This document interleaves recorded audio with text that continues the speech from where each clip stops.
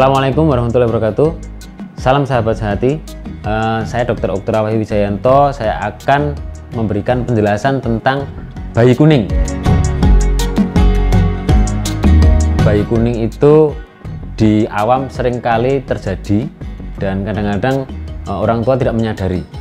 Sebenarnya itu hal yang umum, yang wajar, bayi kuning, asal ada batasan-batasan yang semua harus ketahui.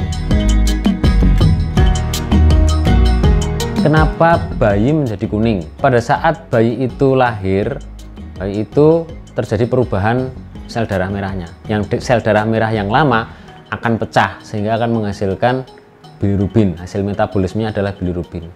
Nah, bilirubin ini yang membuat mungkin akan menjadi kuning seperti itu. Nah, harusnya bilirubin ini dimetabolisme di hati. Cuma karena pada bayi kemampuan metabolisme hati terhadap bilirubin itu masih rendah sehingga tidak bisa termetabolisme semua, sehingga akhirnya tinggal di bawah kulit. Nah, itu yang kadang-kadang akan menjadikan bayi itu kuning apabila pemecahan sel darah merahnya masih terus berjalan.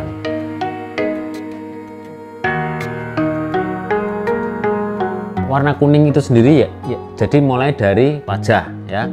Dari wajah dilihat, itu yang pertama kali bisa kita amati. Kemudian bilirubin ini akan bertambah tinggi ya, apabila kadarnya bertambah tinggi itu akan mulai kuningnya menyebar. Urutannya dari wajah, kemudian dari ke dada, kemudian ke perut, kemudian ke tangan, dan terakhir adalah di telapak tangan atau telapak kaki. Itu yang paling berbahaya. Yang perlu perhatikan itu adalah cara ngetes bayi itu kuning atau tidak. Itu yang paling penting ya. Jadi kalau kita lihat bayi itu kuning dari wajah, mungkin akan semuanya kuning ya, kebanyakan kuning, karena itu proses yang normal sebenarnya. Proses pemecahan darah itu proses yang normal.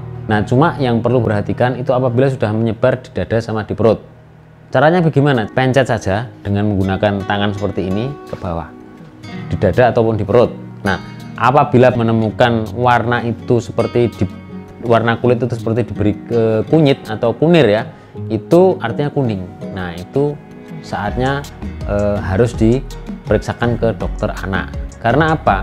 Apabila kuning ini tidak menjadi suatu perhatian, itu bisa berakibat fatal atau kadang-kadang bisa mengakibatkan keterlambatan perkembangan. Yang penting adalah bisa mengamati kuningnya itu sampai mana.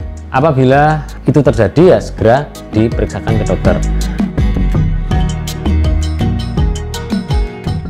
Pencegahan yang umum bisa dikerjakan adalah diberikan ASI, karena dengan diberikan ASI itu dia akan mempermudah pengeluaran bilirubin lewat urin ataupun feses. Cuma kalau pemecahan itu cukup tinggi, itu juga tidak akan membantu. Kemudian bagaimana kalau dijemur? Dijemur itu juga masih banyak pro kontra. Artinya karena memang benar dari sinar matahari itu ada ultraviolet, tapi tidak semua ultravioletnya itu bagus, jadi masih banyak pertentangan. Apabila diketahui kuning dan ternyata setelah diperiksakan ke dokter, biasanya seorang dokter akan melihat lab. Nah, pada saat labnya hasil bilirubin yang cukup tinggi, biasanya akan disarankan untuk dirawat inap. Nah, apa yang dikerjakan dirawat inap? Akan diberikan sinar biru.